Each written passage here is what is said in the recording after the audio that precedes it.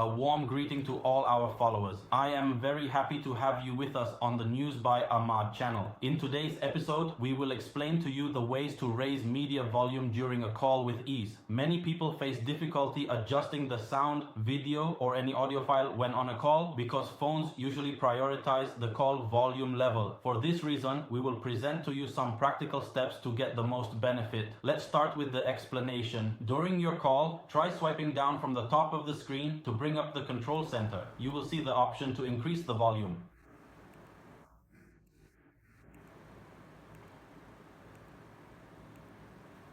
Use it directly. If you find that the volume is only controlling the call, simply play any video or audio clip during the call, then increase the volume so that the effect applies to the media.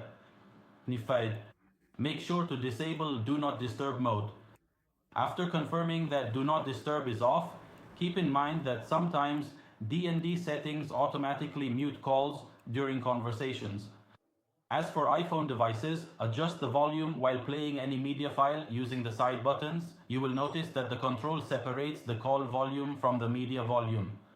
Thank you all for your support. If you found the video helpful, don't forget to interact, share, and subscribe to our channel. We sincerely appreciate your continued following and support.